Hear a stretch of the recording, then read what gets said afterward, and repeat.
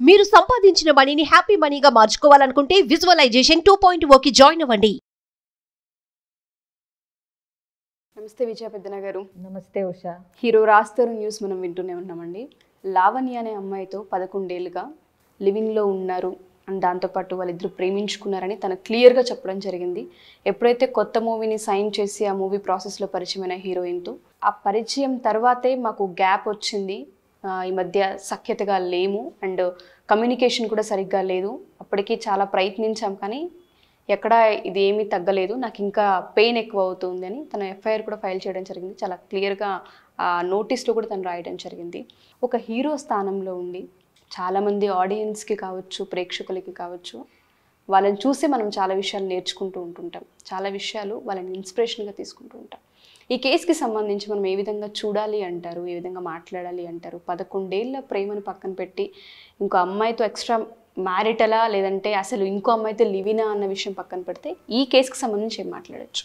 So ఇలాంటివి ఎప్పుడైనా అన్ఫార్చునేటే. Plus ఇంకొకటి, ఇప్పుడు సొసైటీలో జనాల్లో కామన్గా జరుగుతున్న విషయాలే. కాకపోతే ఏంటంటే స్క్రీన్ ప్రెజెన్స్ ఉన్న వాళ్ళు చేసినప్పుడు ఏంటంటే, ఒకటి పబ్లిసిటీ ఎక్కువ అవుతుంది, రెండు జనాలు వాళ్ళు చేయగానే లేనిది మేం చేయకూడదా ఇలాంటివి ఇన్స్పిరేషన్ కింద కంపేర్ చేసుకునే అవకాశాలు ఉంటాయి. అలా అని ప్రతిదీ వాళ్ళ నుంచి మెసేజ్ తీసుకుంటున్నారా తీసుకోపోయినా పక్కన పెడితే, ఇలా స్టార్స్కి ఉన్న డిసడ్వాంటేజ్ ఏంటంటే వెంటనే ఎక్కువ మందికి తెలిసే అవకాశం, ప్లస్ దానివల్ల కెరీర్ నాశనం అయ్యే అవకాశాలు ఎక్కువ ఉంటాయి.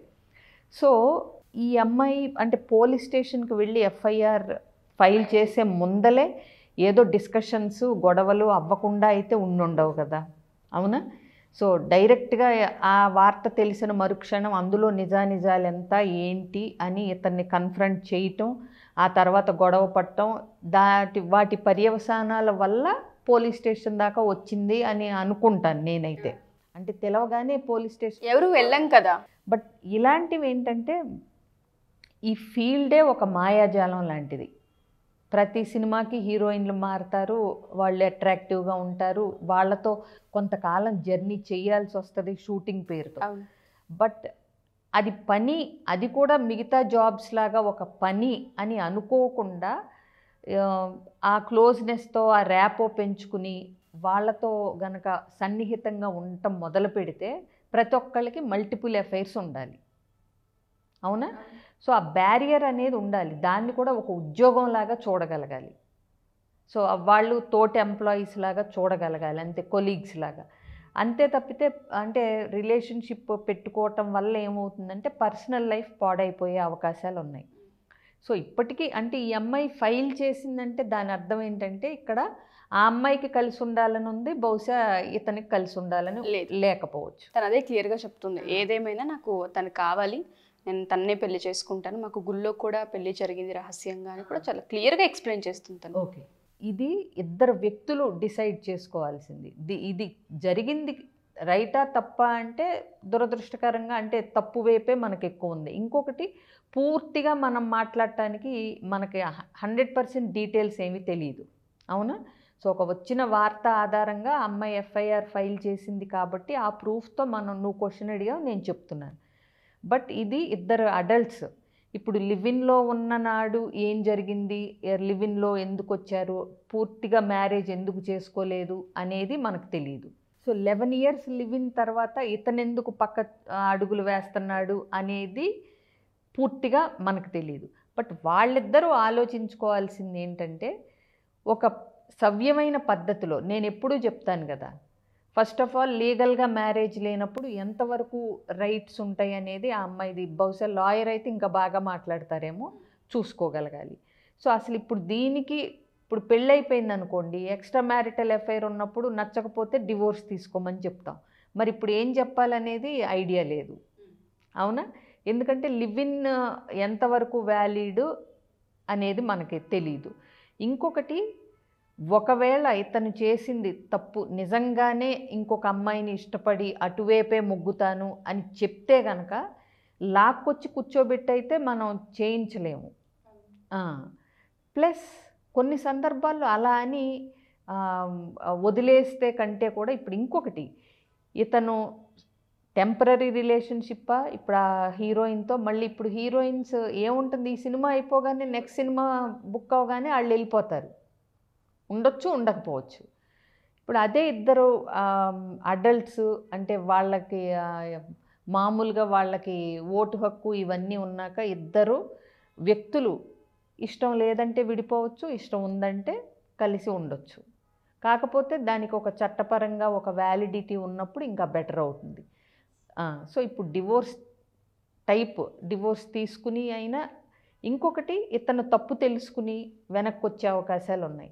బట్ ఏదైనా ఇలాంటివి జరుగుతున్నప్పుడు ఏంటంటే ప్రతి ఒక్కళ్ళు కాన్సిక్వెన్సెస్ని ఫేస్ చేయాలి అనేది తెలుసుకుని బిహేవ్ చేయాలి.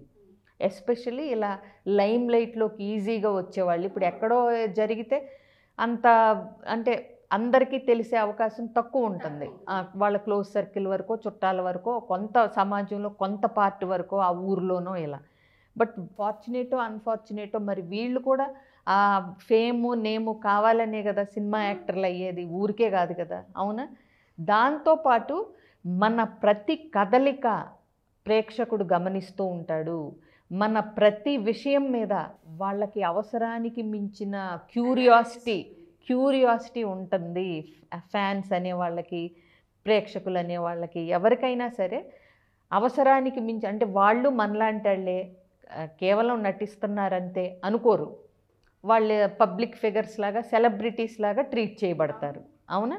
అలాంటప్పుడు తెలియకుండా ఎక్కడో ఒక రెస్పాన్సిబిలిటీ కూడా ఉంటుంది వాళ్ళ మీద.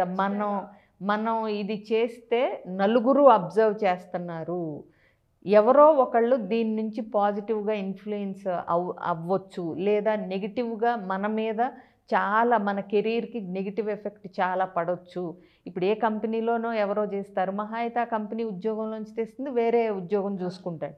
కానీ ఇక్కడ అలా కాదు కదా, అవునా? ఇక్కడ టోటల్ ఇండస్ట్రీ నిన్ను అబ్జర్వ్ చేస్తూ ఉంటుంది. ఈ ఎఫెక్ట్లు అనేవి నీ కెరియర్ మీద పడతాయి, నీ పర్సనల్ లైఫ్ మీద పడుతుంది.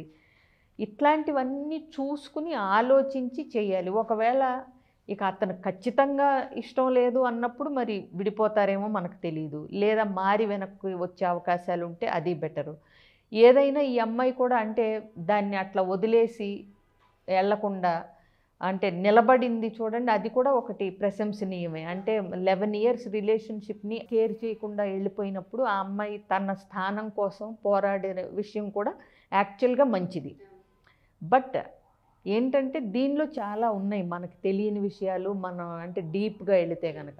ఇంకొకటి పూర్తిగా అతనికి అసలు ఇప్పుడు ఈ 11 yearsలో ఇంకా అంటే పెళ్లి చేసుకోపోవటానికి రీజన్ నేనేమనుకుంటున్నానంటే పూర్తిగా కెరీర్లో సెటిల్ అవ్వలేదు అతను, ఇంకా కొంచెం చిన్న స్థాయి హీరోనే కాబట్టి ఇంకొంచెం కెరీర్లో ఎదిగాక చేసుకోవచ్చు అని చేసుకోకపోయి ఉంటే గనక అది ఒక డ్రాబ్యాక్ ఈ అమ్మాయికి. ఎందుకంటే పెళ్ళైపోయిన వాళ్ళ కమిట్మెంట్ వేరుగా ఉంటుంది. అతను ఇంకా వద్దు అని అనుకుంటే గనక ఏంటి కాన్సిక్వెన్సెస్ అనేది కూడా మనం అంటే వాళ్ళు బేరీజ్ వేసుకోవాలి. ఎందుకంటే బలవంతంగా లాక్కొచ్చి తెచ్చుకోలేదు కదా ఈ అమ్మాయి. సో ఇవన్నీ ఇంకా అంటే డీప్గా ప్రోబ్ చేస్తే కానీ తెలీదు. అయితే బట్ ఏమైనా ఆ అమ్మాయి వైపు నుంచి ఆలోచిస్తే ఆ అమ్మాయికి ఎంత మానసిక క్షోభ. ఒకవేళ నిజంగా పెళ్లి చేసుకోదలుచుకుని వీళ్ళిద్దరూ బాగా ఇష్టపడి 11 years లివ్ ఇన్ అంటేనే అది ఒక కమిట్మెంట్ లాగా, పేరుకు తాళి ఒక్కటి లేదు కానీ మిగతావన్నీ అంటే లివ్ ఇన్ రిలేషన్షిప్ అది. సో అలాంటి అమ్మాయిని ఇప్పుడు మామూలుగా మోసం చేయటం కిందకు వస్తుంది ఒకటి వేరే వెళ్తే, లేదా అంటే ఇట్లా నాకు వేరే వాళ్ళు నచ్చుతున్నారు కాబట్టి మనం విడిపోదామని దాన్ని డిస్కషన్ కూడా ఉండదు. ఎందుకంటే ఇది బయట పడుతుంది అనుకున్నారో లేదో మనకు తెలియదు. అంటే ఇది సైడ్గా ఎఫ్ఐఆర్ కంటిన్యూ చేసి ఈ అమ్మాయితో లివిన్లో ఉందాము అనుకుంటే అదొక ఇది, అవునా? బట్ ఏదైనా ఇద్దరు వ్యక్తులు లివిన్లో ఉండి ఒకళ్ళు జారిపోయి ఒకళ్ళు మాత్రమే కమిటెడ్గా ఉన్నప్పుడు ఉంటే వచ్చే ప్రాబ్లమ్స్ ఇవి. సో అందుకే అనేది, సో పెళ్ళైనా ఇలాంటివి ఎఫ్ఐఆర్స్ ఉండవా అంటే ఉంటాయి.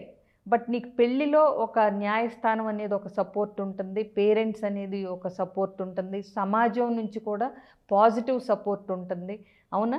ఎందుకంటే అక్కడ లీగాలిటీ కూడా ఉంది, ప్రేమతో పాటు యాడ్ అయింది కాబట్టి. ఇక్కడ ఏంటంటే లివిన్లో డిసడ్వాంటేజ్ ఉంటుంది కొద్దిగా, లివిన్ అనేసరికి. సో అందుకోసమనే చెప్తూ ఉంటుంటాం, అమ్మాయికి కావచ్చు అబ్బాయి కావచ్చు లివిన్లో ఉంటున్నారు అంటే చాలా కాన్సిక్వెన్సెస్ కూడా ఉంటాయి. అదొక కమిట్మెంట్ లాంటిది. ఆలోచించుకోండి అని 1కి 100 సార్లు చెప్పేదాన్ని. తెలిసి నాకు అంత లా నాలెడ్జ్ లేదు, బట్ ఈ మధ్య నాకు తెలిసింది ఏంటంటే లివిన్లో ఉన్నప్పుడు పిల్లలు పుడితే వాళ్ళకి భార్యాభర్తలుగా ఉన్నప్పుడు పుట్టిన పిల్లల్లాగా హక్కులు కూడా ఉంటాయి. బట్ వైఫ్కి ఎలాంటివి అంటే వైఫ్ అనే ట్యాగ్ లేదు కదా ఇప్పుడు. లివిన్ అని ఉన్నప్పుడు భార్యాభర్తలు అనలేము, అనాలో లేదో తెలియదు, లివిన్ అని అంటాం మనం.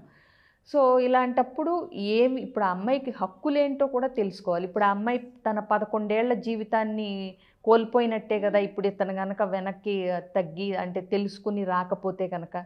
సో ఇలాంటివన్నీ అంత బాగున్నప్పుడు బాగానే ఉంటాయి. ఇప్పుడు నిన్నటి వరకు మనకు తెలియదు దీని గురించి ఏమి, ఇవాళ హఠాత్తుగా ఒక వార్త హైలైట్ అయింది, అవునా? సో ఏదైనా సవ్యంగా ఉన్నంతసేపు ఎవ్వరికి పెద్ద సమస్య ఉండదు. సో ఏదైతే దట్టు పాజిటివ్ది వస్తే కూడా ఎవ్వరూ అంత దాని మీద అంత క్యూరియాసిటీ కానీ చర్చ కానీ ఉండదు, అవునా? పాజిటివ్గా ఉంటే. నెగిటివ్ అనేపాటికి విపరీతమైన పబ్లిసిటీ ఉంటుంది, బ్యాడ్ కాన్సిక్వెన్సెస్ ఉంటాయి, రెప్యుటేషన్ చాలా పోతుంది. అందరూ దీని గురించి ఎక్కువ అవసరమైన దానికంటే కూడా ఎక్కువ మాట్లాడే అవకాశం కూడా ఉంటుంది. సో ఇవాళ మనం మాట్లాడుతున్నాము అంటే అది చేయటం కరెక్ట్ కాదు, ఆ అమ్మాయి పడే బాధ అర్థం చేసుకోవాలి, ఇతను చేసింది కరెక్ట్ కాదు అనే నెగిటివిటీ మీదే కదా మనం మాట్లాడుతున్నాము, అవునా? సో ఏదైనా ఇలాంటి విషయాలు తొందరపాటు లేకుండా ఇవి బయటకు వస్తే కాన్సిక్వెన్సెస్ ఏంటని ప్రతి ఒక్కళ్ళు ఆలోచించుకుంటే సరే, మనస్సాక్షి ఇవన్నీ కాసేపు పక్కన పెడదాం. అసలు బయటకు వస్తే నా పరిస్థితి ఏంటి, నాకు అందరూ అంటే ఎలా ట్రీట్ చేస్తారు, నా కెరీర్ మీద ఎలాంటి ఎఫెక్ట్ పడుతుంది, ఇవన్నీ మనస్సాక్షిని తొక్కి పట్టకుండా ఆలోచించి నేను ఇప్పుడు అన్నట్టు అనిపించడం వేరు, రైట్ థింగ్ టు డూ వేరు. ఆ డిఫరెన్స్ని తెలుసుకోగలిగిన మనకు అనిపించిందల్లా చేసుకుంటూ పోతే ఇక అంటే న్యాయం ధర్మం అనే కొన్ని ఉంటాయి, మనస్సాక్షి ఇవన్నీ. అంటే ఇది కరెక్టా కాదా, ఇది చేస్తే నేను తప్పు చేస్తానా, ఇది నా సరైన నిర్ణయమా, ఇదే తప్పు నేను నా తమ్ముడు కానీ అన్న కానీ నా ఫ్రెండ్ కానీ క్లోజ్ ఫ్రెండ్ కానీ చేస్తుంటే నేనేం సలహా ఇస్తాను, ఇలాంటివి అనుకున్నప్పుడు ఏంటంటే అట్లీస్ట్ దానికి అడ్డుకట్ట వేయటము, లేకపోతే ఇంకొకళ్ళతో కొంచెం తెలిసిన వాళ్ళతో కౌన్సిలర్స్తో మాట్లాడి ఇట్లా అనిపిస్తుంది, నన్ను నేను ఎలా ఆపుకోవాలి, ఎలా కంట్రోల్ చేసుకోవాలి, ఈ స్టెప్ వేయకుండా ఎలాంటి చర్యలు పాటించాలి నేను అనేది తెలుసుకోగలిగితే అదొక బెటరు. బట్ తెలిసి కూడా చేస్తే ఇంకా మనం చేసేదేం లేదు. ఇప్పుడు మోసం కింద వస్తుంది అది, తెలిసి కూడా చేస్తే. నువ్వు ఆగకపోతే తప్పు అని తెలిసి కూడా ఆగకుండా చేస్తే ఆబ్వియస్గా దాని కాన్సిక్వెన్సెస్ ఖచ్చితంగా వచ్చే తీరుతాయండి. అదైతే గమనించుకోవాలి ఎవరైనా సరే. తప్పు అని తెలిసి కూడా చేసేవాళ్ళు, మోసం అని తెలిసి కూడా చేసేవాళ్ళు ఏదో ఒక రూపంలో దాని కాన్సిక్వెన్సెస్ బేర్ చేయాలి అని అయితే తెలుసుకోగలగాలి. మీరు అన్నట్టుగానే రెప్యుటేషన్ ఒకటి, అండ్ దాంతోపాటు లైమ్ లైట్లో ఉన్నారు కాబట్టి ప్రజలు మనల్ని చూస్తూ ఉన్నారు. తప్పు రైట్ అనే విషయాలు పక్కన పెడితే మన మనస్సాక్షి ఒకటి ఉంటుంది, దానికి సమాధానం చెప్పుకోవాలన్న వాటిపైన వాళ్ళకి ఏమాత్రం అవగాహన ఉన్నా కెరీర్ పైన ఫోకస్డ్గా ఉంటారు. 11 ఏళ్ళు ఉండి పక్కకు వచ్చున్నారు అంటే ఏం జరిగిందన్న విషయాలు పక్కన పెడితే ఒకటి అటు క్లియర్ చేసుకున్న స్టెప్ తీసుకోవాల్సిన అవసరం ఉందనేది గుర్తుపెట్టుకోగలగాలి. ప్లస్ ఇదే తప్పు ఆ అమ్మాయి చేస్తే ఎలా ఫీల్ అవుతాం, ఎగ్జాక్ట్లీ దాన్ని ఒకసారి ఫీల్ అవ్వగలిగితే అన్నా తెలిసే అవకాశం ఉంటుంది. మీరు అన్నట్టుగా పూర్తి వివరాలు ఏంటనేది మనకి ఇంకా తెలియాల్సి ఉంది కాబట్టి దాన్ని బట్టి చూద్దాం అసలు ఏంటి, ఆయన ఏం రెస్పాండ్ అవుతారనేది కూడా. Thank you Vijay ma'am, thank you so much.